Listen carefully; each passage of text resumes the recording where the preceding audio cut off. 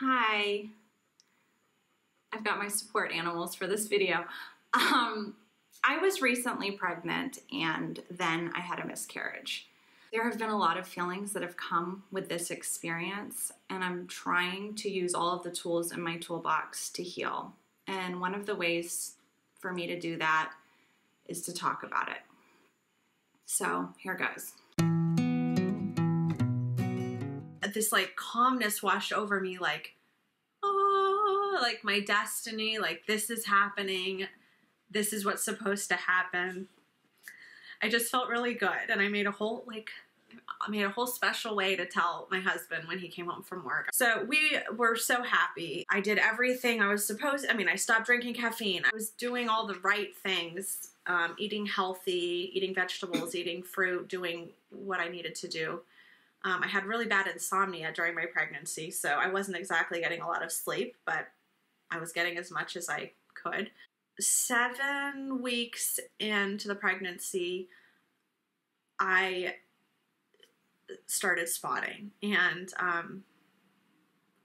think everyone knows what spotting is, but spotting is a little bit of blood. So I saw a little bit of blood, which really didn't feel good to see, but I looked it up online, and a lot of it said that can be normal. It can be normal to spot, so don't worry too bad about it. And I was like, okay. I also called a friend who is in the medical field, and she said, you're going to have a bad 2 days waiting to see what this is, but probably it's fine. So I was like, okay. So I spotted on a Wednesday. I spotted on a Thursday. Friday, there was no bleeding at all. So I thought, okay, fingers crossed, maybe this is good. There's no bleeding. Maybe it was just normal spotting that sometimes pregnant women have.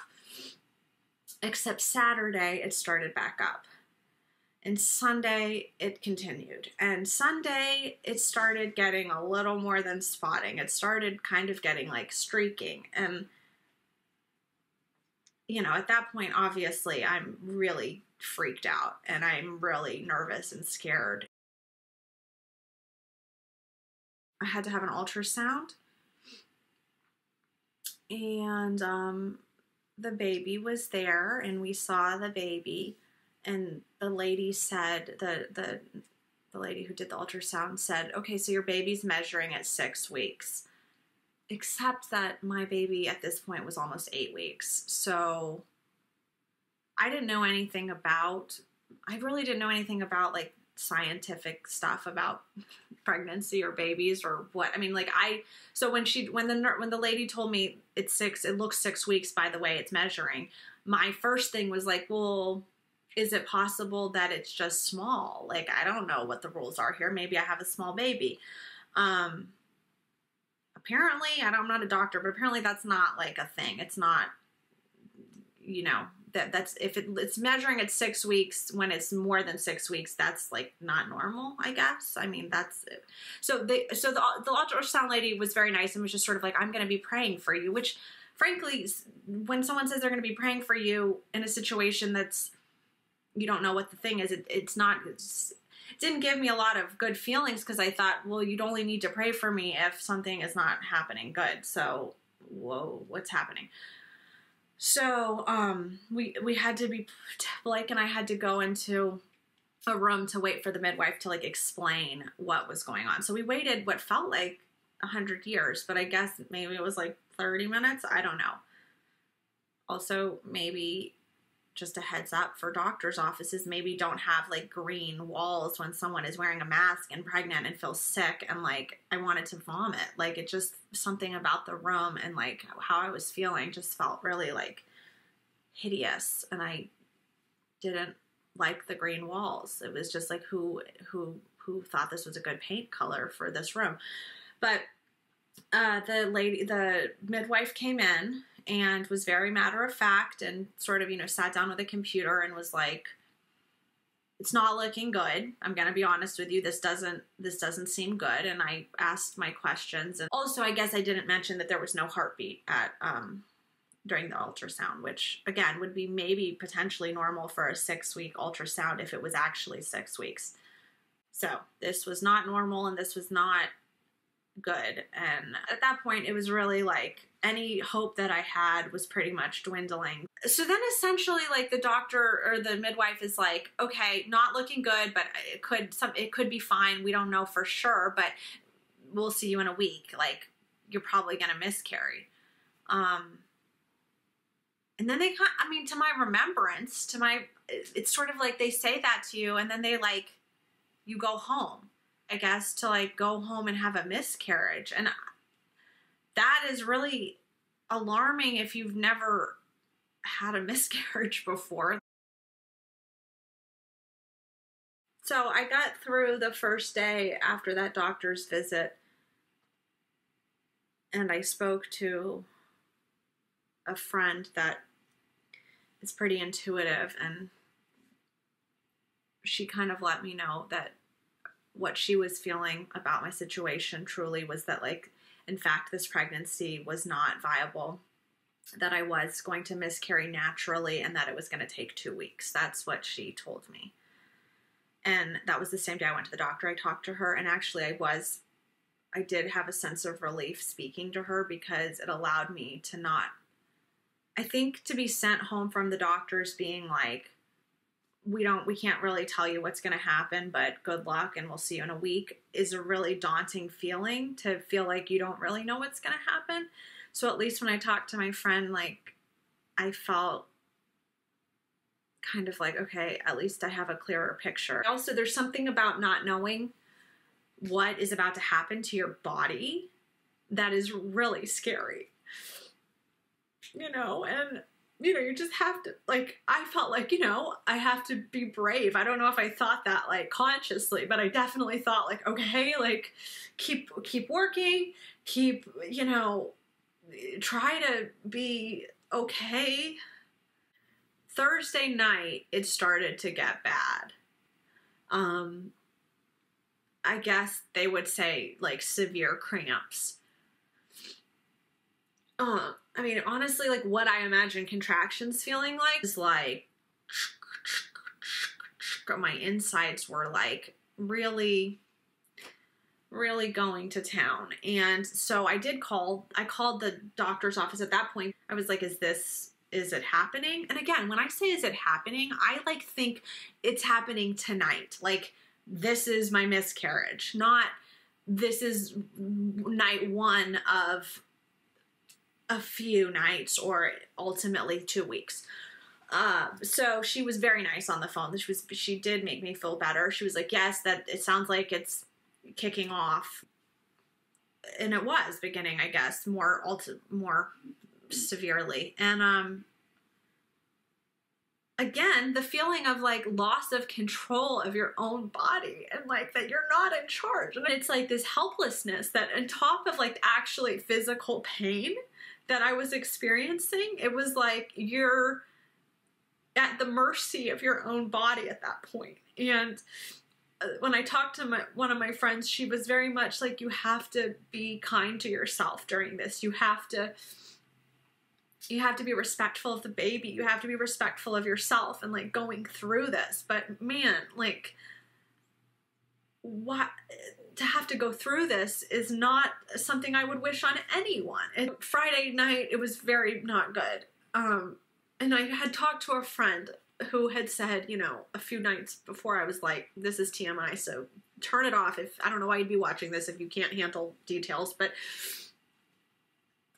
I was like, I have like gone through a lot of underwear, like, that have gotten blood on them. And I just feel like an idiot. I mean, obviously I was wearing a pad. You cannot have anything up there when you're experiencing this, is the rule, I guess. So it's just a pad, but like, and she's like, maybe you need to get some diapers. And I was like, maybe. But I just kind of like didn't take it too seriously. And by Friday I was like, yes, I am going to get diapers, because I cannot, like, I'm not just going to like have the worst situation and like literally wreck every single pair of underwear of 100% cotton underwear. They don't even make the kind I like anymore.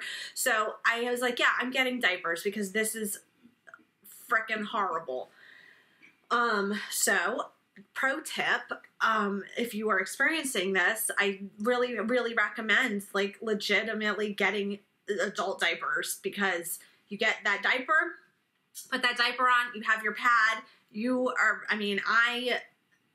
I felt better in that moment because it made me feel like I'm not going to like wake up in my bed, like, you know, with it everywhere. I don't know. It was honestly until it started to depress me, it was actually better to have that situation. So that is a recommendation I would give people, because once again, no offense to anyone, but like, they didn't tell me. They didn't tell me go get diapers. They didn't tell me this is going to be anything specific. I just didn't know. So Saturday rolls around. It's still happening. I'm in a lot of pain. My stomach, my uterus, it doesn't feel good at all. And I don't know where in the story I need to say this, but like, I had a friend come over with food.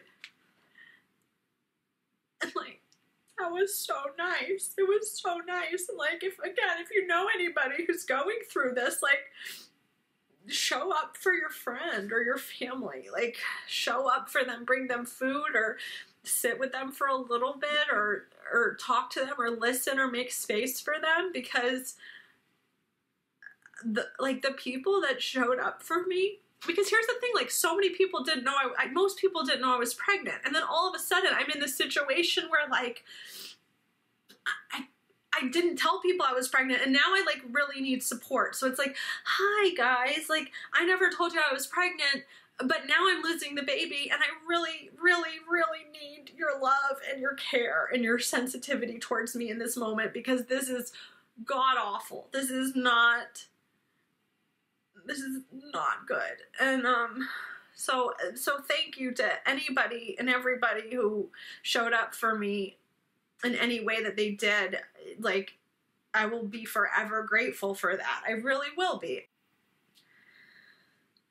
Another thing I would suggest, not that this is about me giving you advice, but I really would suggest finding a stupid television show or something that you can just like mindlessly try to pay attention to. Like, I legitimately watched 2 seasons of this horrible show called Are You the One? It was like some MTV dating show.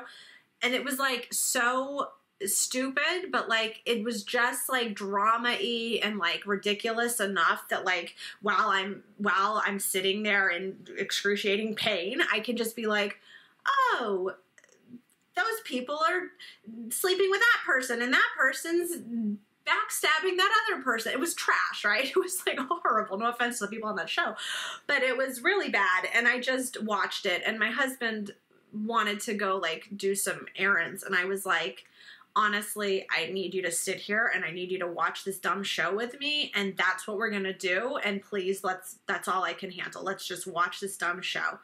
And so in between some visits I had, we watched this terrible seasons upon seasons of this terrible show.